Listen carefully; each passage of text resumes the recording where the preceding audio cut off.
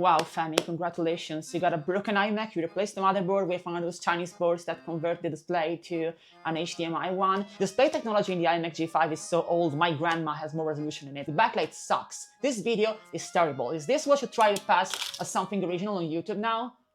Sorry, I really got into it. When in the intro I said this has no Apple parts in it, I was serious. And it really has a resolution of 2560 by 1600, a refresh rate of 240 Hz, and it's not just a display because that would be boring. This is a thing that I built for a very specific use case, but I'll tell you about that later. And I'd rather show you than tell you what it is because it's kind of difficult to explain. So you connect it to whatever you want using one USB-C cable. That was my MacBook Pro there, but let's use my Steam Deck here for a change, which is actually the intended thing that I built this for. So as you can see now, my Steam Deck through this one single cable, there is no trickery here. It is outputting video to this display here and also getting power, but also, as you can see, it is getting access to this mouse and keyboard. They do work, and that's because the ports on the back of the iMac here do actually work and they connect through that single USB-C cable. Not just that, but the webcam here too is working. I'm not turning it on now because it has a super wide FOV and I don't want to show you my massive room, but I have some B-roll here. So you get access to all of that. You get access to speakers and you also get access to something very special. So we have Office for Mac 2011 here, which doesn't work on the Steam Deck unless I do some VM trickery, which I'm not doing today. But yeah, if I put it here, there is a working DVD drive that's also connected through that single USB-C. You get access to all you need to turn your Steam Deck or laptop into a small party machine. I have my Steam controller dongle thing here. Let me actually plug it in the back. Let me actually put my Steam Deck back into gaming mode. Very often when I hang out with my friends, we want to play some party games or something like Mario Kart, which I never ever would emulate on my Steam Deck. I would never do that. And we pretty often would like to have a fast way to get a bigger screen to actually see what you're doing and something that can instantly let us connect controllers to my Steam Deck and just play stuff. This is precisely that. It's basically the best hidden sleeper party machine that I could ever build. I really vibe with the aesthetic of the iMac G5, but right now they are very useless machines. So I wanted to build like a sort of scene prop that also is functionally something that I can use when I am doing stuff. So I can actually display stuff on here very easily. And I haven't told you the best part. So let me actually unplug this. Right now, this was plugged to the wall using a charger, but I am European, as you can clearly tell from my hair and my accent, which means that, of course, I designed this to be fully USB-C compliant. This is a fully portable USB-C monitor. I can literally just plug my power bank into it, plug my Steam Deck, and now we should get access to all of the goodies that I've jam-packed inside of here, hopefully. Yeah, unlike my Pi site webcam video, I actually designed and built this from scratch. I didn't follow any instructions. Everything that you see here is something that I had to figure out myself, and it is a bit janky, but let me tell you how I built this, because it's an interesting story. Since I was a kid, I've seen a lot of people take old iMacs like this one, and especially the iMac G4, which makes sense because that's probably the best looking computer of all time, and retrofitting them with newer parts. You see people putting M1 Mac Minis inside of them or Intel NUCs and Hackintosh in them. But the design of this iMac is iconic even after 20 years. This panel is not. The iMac G5 and its successor, the white Intel iMac, came in various different sizes. I think the 17 inches one is the best candidate for modding because 17 inches is small enough to let me retrofit a new laptop panel. I can go to a website like panellook.com and find a panel that is exactly the same size and aspect ratio as the original one, but with double the resolution, double the refresh rate, or even 4 times the refresh rate, newer backlight technology, and way thinner of a body. And that's exactly what I did. I bought this BOE display for about 80 euros. You might have seen it in my last video. I was using it there. And after buying a display board, actually 3 of them, I had to figure out which one was the best one. I can adapt its embedded DisplayPort connector, which is meant for laptops, to basically anything. And in this case, I went for USB-C DisplayPort Alt. After doing some digging, I managed to get the perfect specimen, the perfect guinea pig to work on, a 17 inches iMac G5 that was sold for parts. And by for parts, I mean everything was removed from it except for the housing, like the physical case, and the panel. this panel right here. That was perfect for me because if I screw something up, I wouldn't end up killing a working iMac. So I wouldn't feel that guilty about it.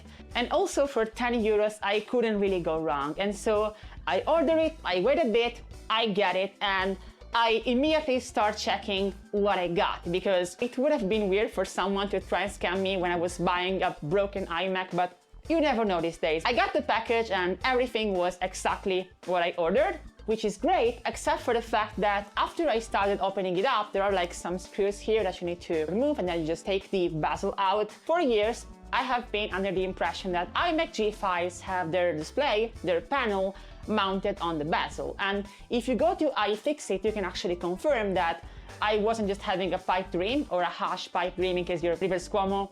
That's actually correct. So why was my iMac having its display mounted on the body, which was a problem for me because I wanted to just yank that out and mount my own display, and mounting it on the bezel is just easier if you are a beginner like me. Well, this is not a normal iMac G5, it's an iMac G5 iSight, and even though they look completely identical on the outside, they are two completely different machines on the inside, and so I was kind of screwed. I now had to figure out a way to make that work. The most logical solution here probably would have been designing an adapter bracket that made my laptop panel thicker and added some screw mounts, and I didn't do that. And I decided to just do this the old-fashioned way. And by that I mean copying what the normal iMac G5 does, mounting the display on the bezel. The first thing that I did was just see if my actual panel was the right size, and I tested that by literally taping it on the bezel. And it worked, okay. Nothing caught on fire, the panel is precisely the same size as this original piece of trash, and so for a brief second there, I could enjoy the pleasure of taking a look at what I could eventually build. And now it was time to build it. So let me show you what my solution to mount the panel here is. I gotta take my screwdriver, 1 second. This is the fanciest screwdriver set that I've ever owned. Let's open this thing up and show you everything that I did. Editor Femi, bring me a dream, give me the best B-roll that I've ever seen. Because this camera angle is kinda weird, and I don't even know what I am doing. So after you remove those screws there, you just have to basically take out this bezel here. There are two metal clamps here on the top that I removed. You shouldn't remove them, but I removed them. This is not coming out. Yeah, I forgot a screw. It is one of the weird ones too, because Apple really wants to make my life difficult for no reason. And I also got the wrong bit now. There are so many bits here. Looks like a Nintendo 64 commercial. All right, so you go here, you go here. Let me show you what I cooked. There are several cables here that are sandwiched between the screen and everything else, and I gotta disconnect them. So my solution for mounting the panel on the bezel has been a combination of a lot of stuff. First and foremost, a lot of electrical tape, but I didn't want this to be like the thing keeping everything together, because you should never rely on tape too much, because if it's too hot or too cold, like Katy Perry, it loses its stickiness. So yeah, never use that for like permanent mounting. Here, I basically use it for like lining everything up, but the real sauce here, the thing keeping everything together, is this plastic backplate that, by using some magnetic tape here and some here, basically holds everything in place using magnets. This magnetic tape is meant for like curtains, but yeah, I just put some here, and it's basically keeping everything close together, pressed together, to avoid the panel popping out. It took me 3 attempts to design a backplate that would not only fit, with some innocent plastic being sacrificed in the process, but also to figure out where to split the plastic part, since I can't print this backplate in one piece in either of my home printers. I have an A1 and an A1 Mini, and both of them can't print this entire piece in one go. For some reason, the first time around, I really wanted to use my A1 Mini instead of my full-size A1. And the BAMBU A1 Mini has a smaller bed compared to the A1, so I had to make like super small parts And I didn't really think this through. I was basically ending up with the fucking Breaking Bad plate scene, having to like glue the parts at the edges with no contact surface. Second version was way better, and I actually designed a real proper way to join the parts by using some super strong double-sided tape that came with a user manual for some reason. But I made this one too wide so the iMac wouldn't close, and after making a third version, trimming the sides, I managed to make it work finally. If you're wondering why it has this peculiar shape, that's because we also have here a working webcam. I got a USB webcam module from AliExpress. It's not the best, but it's acceptable and it fits perfectly here, and I just taped that one down. I didn't bother building anything fancy for that, but what I did bother building something fancy for are the speakers here. Let me actually put this back, and while I put this back, small story time to tell you about the speakers here, because you might be wondering, what are those speakers and why are they so small? Why are they mounted that way? There's this display board right here that I use to control the laptop panel. This is one of 3 boards that I bought, and it's the only one that turns on automatically when you plug in a cable. And that's important because I always meant this board to stay inside so the user wouldn't have access to the buttons to turn the monitor on. Now, this board right here is perfectly fine for handling video. However, when you're building a display inside of an iMac housing, you also want audio. You want to be able to have some speakers built in, because it would be weird to not have them. It wouldn't be convincing. So it has this connector right here that on this board is unmarked, but on the other 2 boards that I got, they have the same connector, and there it is marked as speaker connector. After checking the AliExpress listing again, they were talking about this as a 2-watt speaker interface, which doesn't really help me figure out whatever cable goes here. But after using Google Lens, I managed to figure out that this was a PH 1.25 connector, and after searching that on AliExpress, I managed to find some speakers specifically made for these kinds of boards using this connector, and they do work.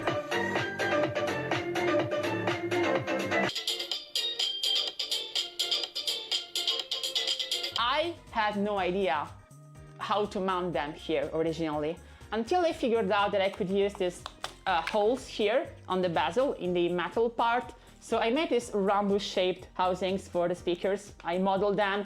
I printed them using my A1 Mini this time because they are actually perfect. They're small, so I could print them without having to split them in 2. Please never do this. They do work, but their quality stinks. They're not good speakers. But they're speakers, they're stereo, and they work. So that's how I mounted the display to the front bezel. It's a mess, okay? Don't get me wrong, this is not how you should do stuff, but it works.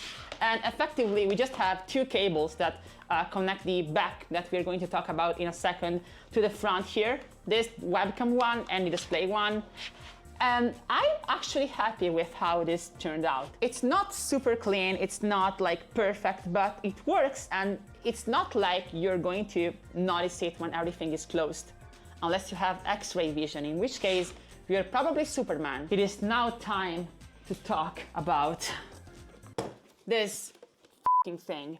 But before we do that, let me take a second to talk about today's sponsor, BAMBU Lab. You might be rightfully wondering, Femi, what is this background? Why are you standing in a kitchenette? And the reason is that this door right here is only working thanks to my BAMBU A1 mini printer. That's a weird story. Basically, this door has been here since forever, and it's a very cheap plastic door. It's working using some hooks here on the top that eventually after years of use got destroyed, and I couldn't find any replacements for them. They were like completely impossible to find. And so I just took one of the hooks that still worked, one of the plastic hooks.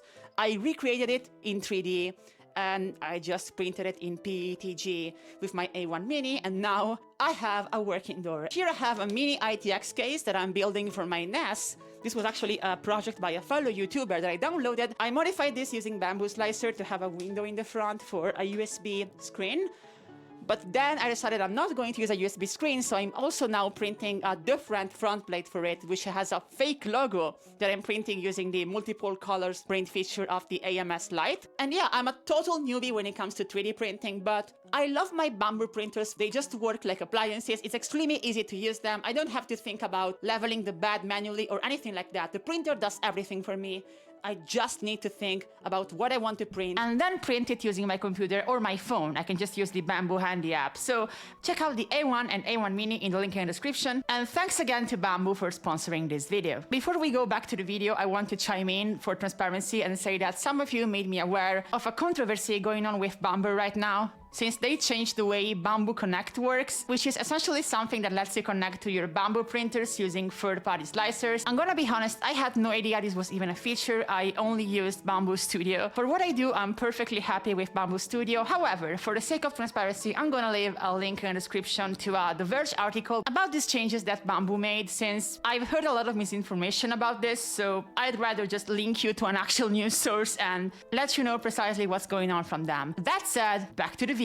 If you're expecting some masterfully crafted custom PCB, think again, because you're about to embark into a journey to Janktown, where everything works and from the outside looks perfect, but on the inside it is basically an engineer's nightmare and a potential fire hazard, okay? Ready? Ready for this? Let's fucking go! Alright, so I'm taking a page from DankPods for this, recording with my iPhone, because it's way easier to explain what I did here, and I've removed everything except for this mysterious box. I mean, all of you have already figured out what it is, and this one, which are the bases that are like stuck to the case right now. So let's start from the brains that make everything work. This is a normal USB hub that has a very special feature that basically turns it into the brains of the operation here. It has, as you can see here, this USB-C video output. So what this means is that if I connect this USB hub to my Steam Deck or my MacBook Pro, anything that supports USB-C DP alt video output, we can then use this USB-C output right here to interface with a USB-C screen. It is connecting, but it's not getting enough power. Don't worry, this is normal. We also need to give it power. So there's this PD input here, and we need a USB-C cable for that. There we go. We have this one right here. Let's plug it here. Let's connect a battery bank. Okay, we have enough power here. Let's plug everything back again. And as you see here now, we are going to have our Steam Deck connected to the USB hub, which is providing it a video output and also power thanks to the PD port. Now, why are we going through this USB hub here if we can just connect the monitor directly to the Steam Deck?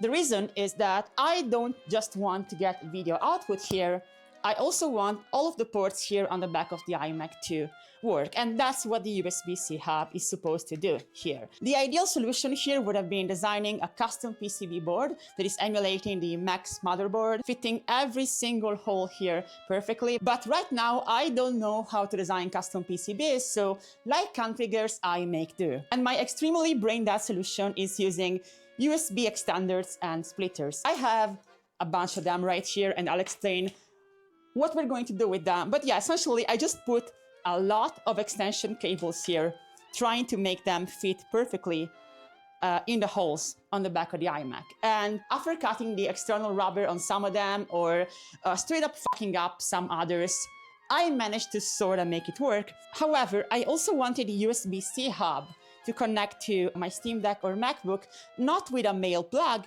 like this, but with a female plug. So I bought these couplers here, which actually fit perfectly, and they are rated for Thunderbolt. Yeah, effectively, thanks to them, we have female ports to connect our power and our devices directly to the back of the iMac. These are definitely not bespoke and they stick out a bit, but it's fine, it's fine. And now we have to figure out, well, everything else. And that is really just a combination of USB-A splitters, USB-A to USB-C converters, and trial and error modifying cables, hoping that they're gonna fit properly on the back of the iMac. I am very proud of how I managed to make the 3 USB ports here work, because it's literally just a very cheap cable that I stripped from its protective rubber and then physically stuck on the case here with some very strong tape. I did the same with the audio cables here. I bought a very cheap USB sound card, and I used audio jack extenders to extend the audio input and output jack to the back of the iMac, and also just stuck everything there using that tape.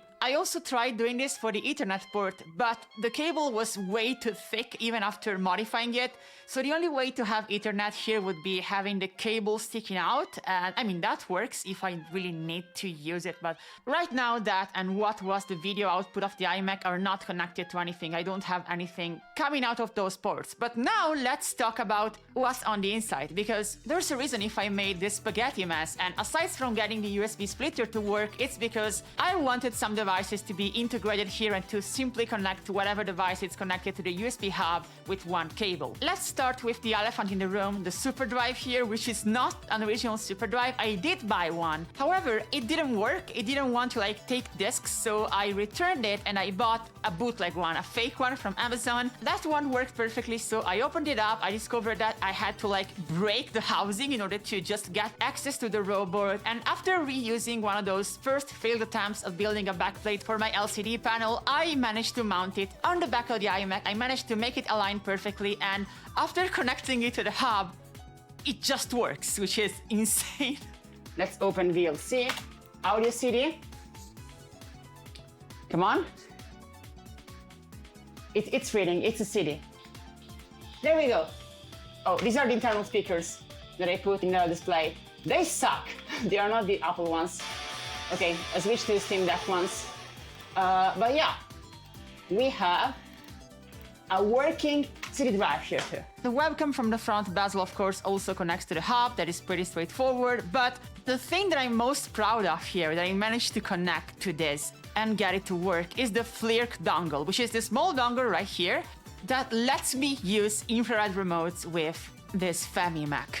The iMac G5 originally shipped with the Apple remote, the first gen one. I have this one new in box that we're going to open today. We're going to make it non-collectible. This is extremely challenging to open for some reason. After replacing the dead batteries, which were here for 20 years now, with some that I stole from a Zigbee button, and setting up the remote using the FLIRC app. This is not sponsored by FLIRC, by the way. I just really like their dongles. I can use this Apple remote with whatever is connected to this monitor iMac thing.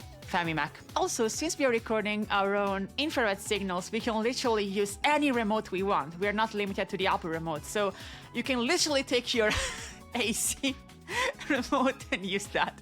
I don't know why you would do that, but it works. The iMac is specifically designed to accommodate for infrared signals because it has a translucent part in the bezel here, which is where the original infrared module will sit. I've just taped my FLIRC dongle to sort of point there from the inside and it works. This is super janky on the inside, but from the outside it's totally slick. Also, since the USB hub actually comes with a built-in microSD card reader, I put a 0.5 GB microSD inside of it, which gives me a lot of space for my Steam games. It's not super fast, but it's fast enough for a lot of games, and especially retro games and party games, which is why I built this entire thing in the first place.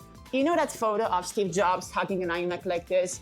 Yeah, I kinda get it now, because after spending 2 weeks building this and tailoring it to my specific needs, I've been using it a lot and I've been loving it. However, I have to, of course, accept that it's not perfect and that I could make it way better. It's just that I've never worked on something like this, hardware modding, retrofitting from scratch before, so this has been a learning experience, and there is a lot of stuff that I could improve here, from how I mounted the ports on the back here, because the tape is working and it's holding everything in place, but it's kind of wiggly, it's kind of janky. What I mean by jankiness, for example, in this setup is that if I disconnect the power from the display now, okay, and then I plug it back, even though it starts getting power again, it makes this ticking bomb sound every time.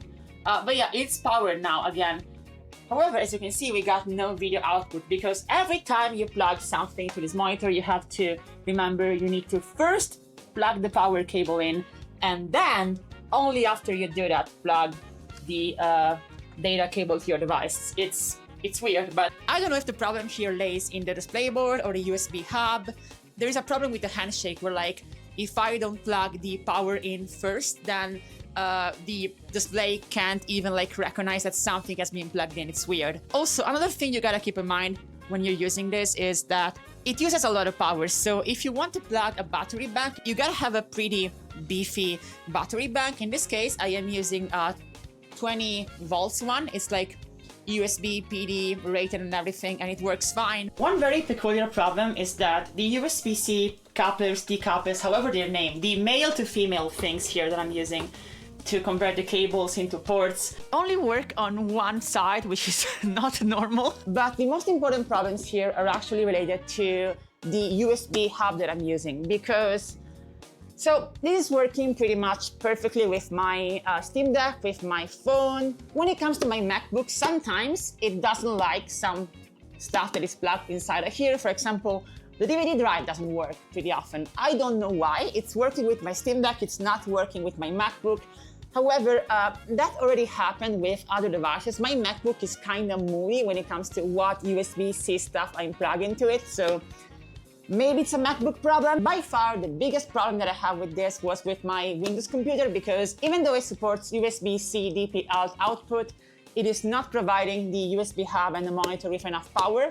I think that's because it doesn't expect like a full-on USB hub connected to a video port. That said, I actually love this. I'm using it super often, and I'm looking forward to have this as part of my like video set in the background, displaying stuff, because it has this like perfect Y2K aesthetic, and now it's also got modern hardware. So I am extremely happy with what I designed and made here.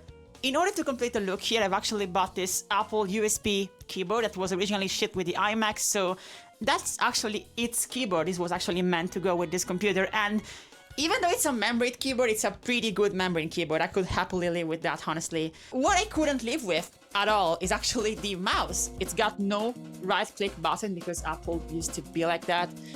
It's also like extremely slow, it's not good. What the hell is happening now?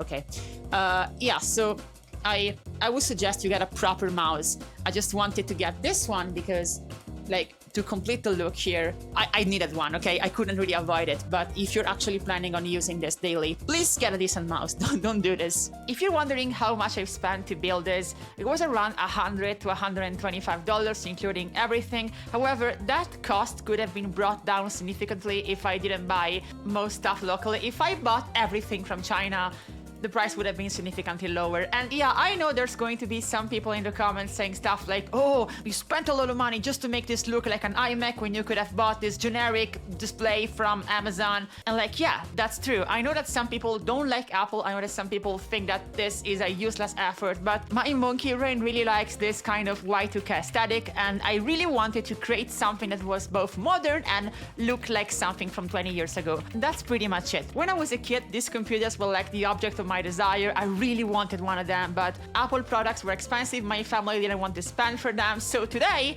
as a grown adult, I'm trying to bring back those memories and enhance them, and also try to bring something useful to life in the process, because remember that this iMac, if I didn't buy it, was destined for the landfill. So I actually turned something that would have been waste into something very cool, and that's going to be a part of my set from now on. Also, about all of the jankiness, you have to keep in mind this is the first time I try to build anything like this from scratch without any instructions, and going forward I would like to learn how to actually design PCBs, because it would make projects like this look way cleaner, and it would spare me having all of these weird issues with like USB-C that are probably also connected to how much I am straining the hub here. That's something that I can't ignore. That said, going forward, there is one thing that I really would like to build, and it's still based on an iMac, but it would be the G4, because this looks so good. And that would be retrofitting an all iMac G4 with modern computer hardware. And I was actually thinking about like putting a framework motherboard inside of the computer. If you don't know Framework, they make computers that are repairable and upgradable, and they also sell the individual parts for repairs and also just like for DIY projects like this ones on their website. So you can go there and actually buy a modern laptop motherboard that is also straight up designed for DIY projects. Someone on the Framework forums actually did this with a vintage MacBook Pro. They retrofit a new Framework motherboard inside of it. So what you see here is a modern computer, and they made custom boards for everything, and oh my god, I really want to build something like this someday. It's so cool. I guess that's it for today. This video was a natural evolution of my eyesight one. Some of you were like, oh, you didn't actually build this, you're just following instructions. Well, guess what? Look at this shit. look at this fire hazard, it's your fault. I have to say, making this gave me a completely different understanding of how much effort fellow YouTuber Bringus, shout out to him by the way, he's a great guy, but I now get how interesting and also difficult it is to retrofit something from scratch, but it's also very addicting and rewarding, so there is also that side. And also considering his aid for physical media, and the fact that I literally went out of my way to put a DVD drive inside of this iMac thing, I guess I'm canonically his enemy now. I didn't want to be his enemy, okay, I'm sorry.